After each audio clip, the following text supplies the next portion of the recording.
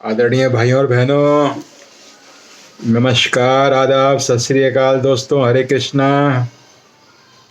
कैसे हैं आप सब लोग? आशा है सब ठीक होंगे। दोस्तों, आज बात करेंगे सेल्फ मेड, यानी मैंने स्वयं को बनाया है। क्या यह सही है? लेकिन मैंने तो अपने पिछले 2-3 वीडियो में ये बताया है आपको कि हम अकेले कुछ भी नहीं कर सकते। हम अकेले कुछ भी नहीं कर सकते। इसमें सबका सहयोग बहुत जरूरी है। सबके सहयोग से ही हम हैं, नहीं तो हमारा कोई अस्तित्व ही नहीं है। आप किसी निर्जन टापू पर चले जाएं, जहां पर कोई भी नहीं हो,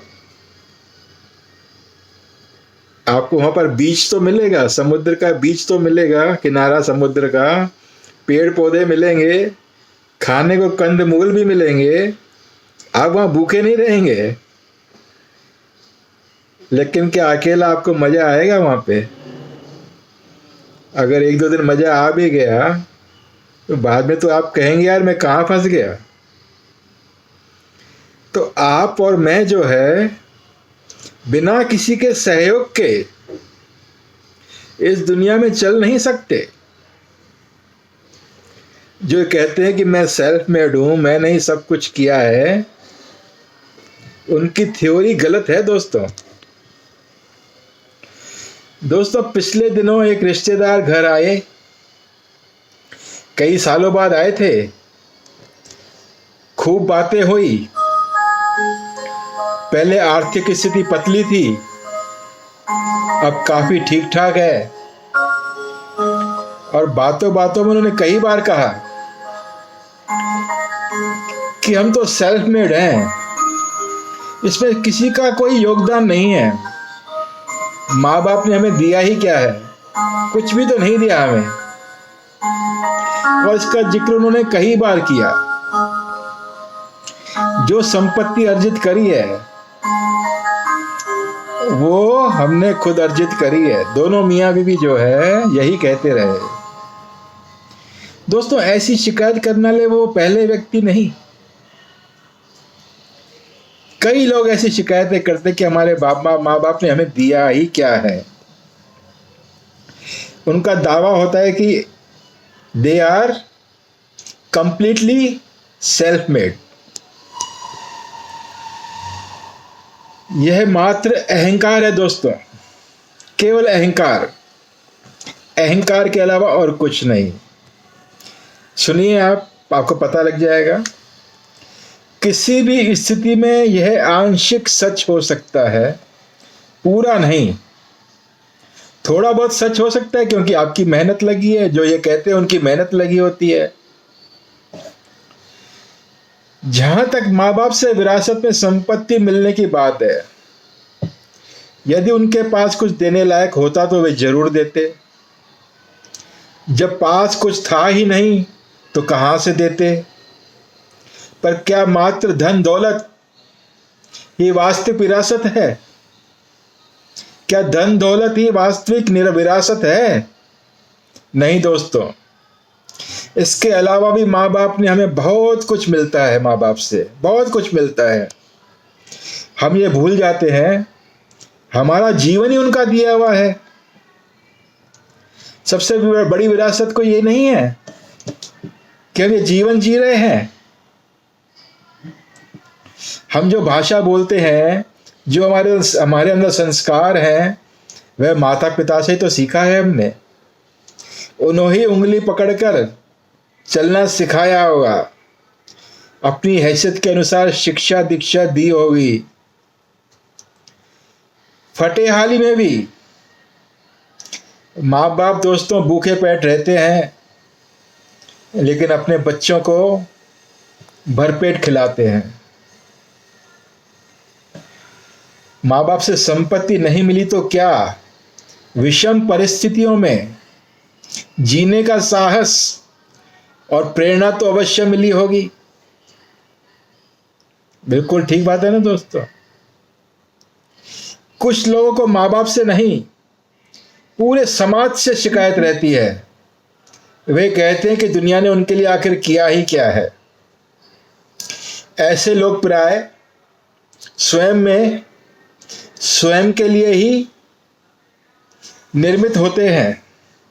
उनको किसी दूसरे से कोई लेना देना नहीं होता। उनके लिए सबकी जिम्मेदारी होती है और वे खुद किसी के लिए जिम्मेदार नहीं होते। वो कभी ये सोचने की जहमत नहीं उठाते कि उन्होंने समाज के लिए क्या किया। यह सही है कि आपने स्वयं विकास किया है अपना, आपने अपने समय का सदुपयोग किया है, खूब मेहनत करके पढ़ाई की है, एक अच्छी सी नौकरी अथवा व्यवसाय किया है। लेकिन क्या आपको इनके लिए कहीं से प्रेरणा नहीं मिली, प्रोत्साहन नहीं मिला? कहीं से भी आप कहीं से कुछ नहीं सीखे? क्या अनेक व्यक्तियों समाज ने आपको आगे बढ़ने में कोई सहायता नहीं करी? सबसे पहले तो माँ बाप सहायता करते हैं, फिर समाज करता है।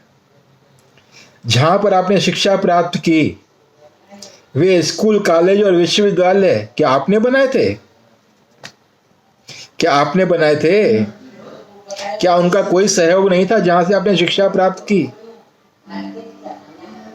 क्या उन गुरुजी का, जिन्होंने आपको शिक्षा दी, उनका कोई प्रोत्साहन नहीं था? कोई हाथ नहीं था आपके ऊपर जिन्होंने आपको शिक्षा दी? जिस कार्यालय अथवा प्रतिष्ठान में आप कार्यरत हैं, क्या आपके परिश्रम का फल है? क्या आपने कार्यालय बनाए जहां आप कार्य करते हैं? क्या वह अन्य लोगों के सहयोग के बिना चल रहा है? सबके सहयोग से चल रहा है। अगर एक बैंक मैनेजर ये सोचे कि पूरा बैंक मेरे माध्यम से चल रहा है, तो क्या ये सत्य है? नहीं, उसमें जितने कर्मचारी हैं सबके सहयोग से चल रहा है। माना आपके पास अथाह संपत्ति है, पर बीमार होने पर मात्र पैसे के बल पर क्या बिना किसी डॉक्टर के आप ठीक हो जाएंगे? क्या उसका सहयोग नहीं लेंगे आप? अगर आप स्वयं एक डॉक्टर हैं, तो क्या बिना मजदूरों की मदद के आलीशान घर और क्लिनिक बना लेंगे? दोस्तों, हमें हर काम के लिए दूसरों के सहयोग की जरूरत है, हर काम के लिए।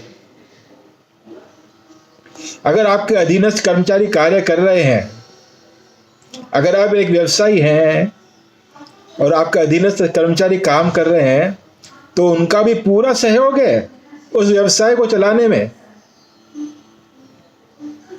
थोड़ा सा विचार करिए आप, पूरा सहयोग है उनका।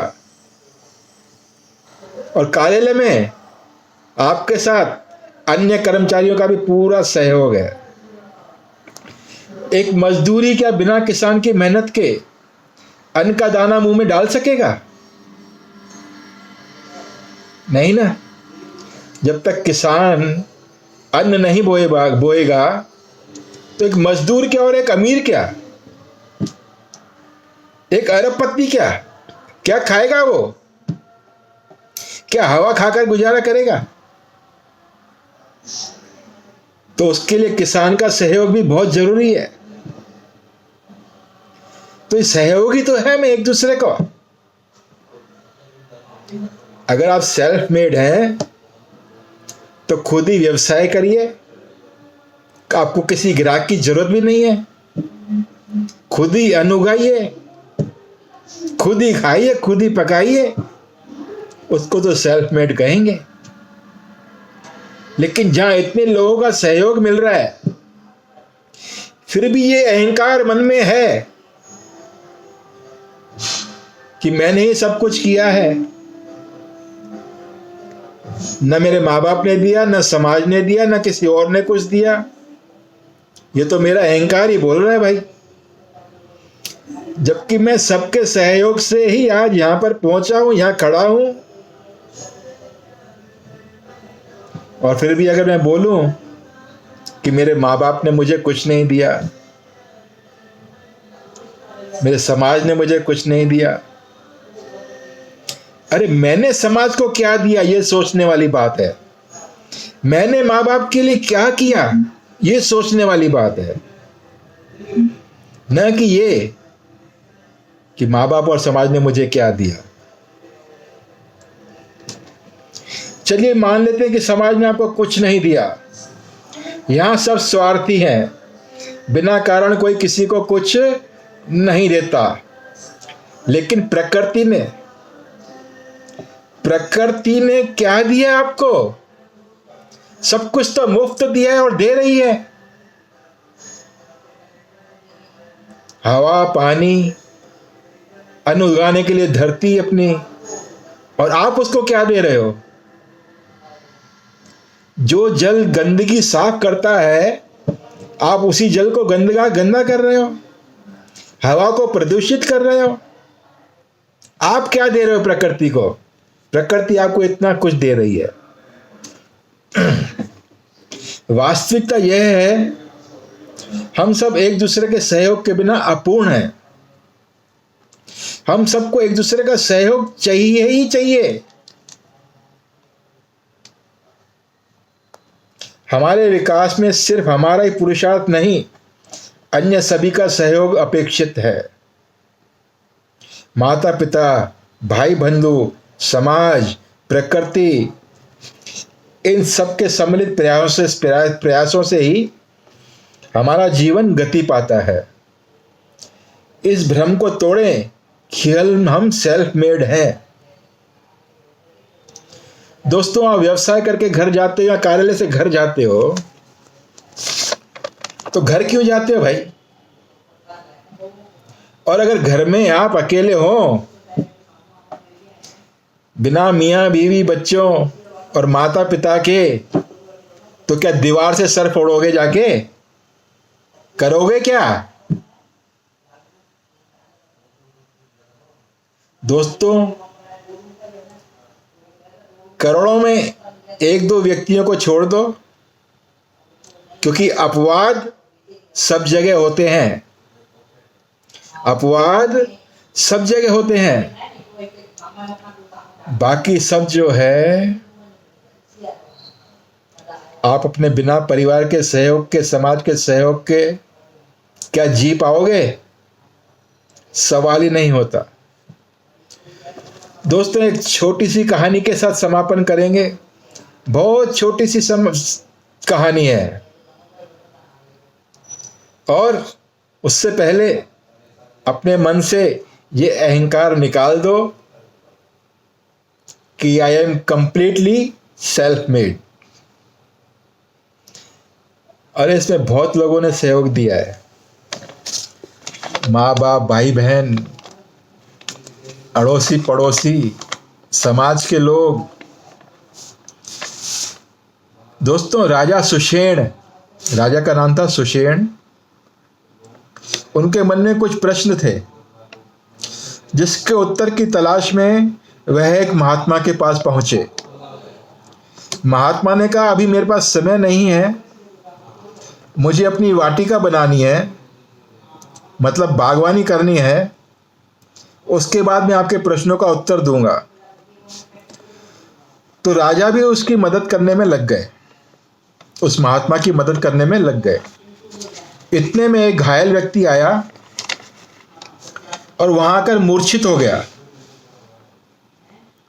तो महात्मा और राजा ने, दोनों ने मिलकर उसकी मरहम पट्टी करी, उसका खून बह रहा था वो रोका और उसको होश में लेके आए। तो जब वो होश में आया तो वहां पर राजा को देखकर चौंक गया कि राजन, आप यहां पे? मैं तो आपका ही कत्ल करने के लिए निकला था। ये तो बाहर आपके सैनिक मिल गए जिन्होंने मेरा ये हाल कर दिया, नहीं तो मैं आपका कत्ल कर देता। महात्मा जी के कहने पर राजा ने उसे क्षमा कर दिया, लेकिन तब राजा ने महात्मा से प्रश्न किए। मेरे 3 प्रश्न हैं। सबसे उत्तम समय कौन सा है? सबसे उत्तम समय कौन सा है? अच्छा व्यक्ति कौन है? और सबसे बढ़िया काम कौन सा है? महात्मा बोले, हे राजन, इन तीनों प्रश्नों का उत्तर तो तुमने पा लिया, फिर भी सुनो। सबसे उत्तम समय है वर्तमान। आज तुमने वर्तमान का सदुपयोग करते हुए मेरे काम में हाथ बटाया, इसलिए तुम्हारी जान बच गई। अगर तुम मेरे कहने से, मैंने तुम्हें मना किया और तुम चले जाते बाहर, मेरे काम में हाथ ना बटाते, तो आज तुम जीवित नहीं होते। इस व्यक्ति ने तुम्हें मार दिया होता। तो सबसे अच्छा समय है वर्तमान का, जिससे तुम बच गए। अन्यथा व्यक्ति बाहर तुम्हारी जान ले सकता था। और जो सामने आ जाए, जो काम सामने आ जाए, वही सबसे बढ़िया है। तुमने वाटिका बनाने में मेरा हाथ साथ दिया, तो सबसे बढ़िया काम वो था। अगर तुम साथ नहीं देते, चले जाते, तो आज तुम जीवित नहीं रहते। और सबसे अच्छा व्यक्ति कौन है? इसी कर्म ने तुम्हें दुर्घटना से बचाया। और बढ़िया व्यक्ति वह है जो प्रत्यक्ष हो, उस आदमी के लिए दिल में सद्भाव हो। तुम्हारे दिल में सद्भाव था, तो तुमने उस व्यक्ति की सेवा करी, इससे उसका हृदय परिवर्तित हो गया। तो वर्तमान समय और सामने आया हुआ काम और हृदय में सदुपयोग की भावना, सेवा की भावना, ये तीनों सर्वश्रेष्ठ हैं। दोस्तों, मेरे प्यारे दोस्तों, मैं आपके अलावा, आपके सिवा, आपके सहयोग के सिवा कुछ भी नहीं। माता पिता, भाई बहनों के सहयोग के बिना कुछ भी नहीं। अकेला क्या भाड़ फोड़ूंगा? कुछ भी नहीं कर पाऊंगा। दुकान पे बैठा हूं और ग्राहक नहीं आया सहयोग करने के लिए, तो क्या करूंगा? सोचो जरा।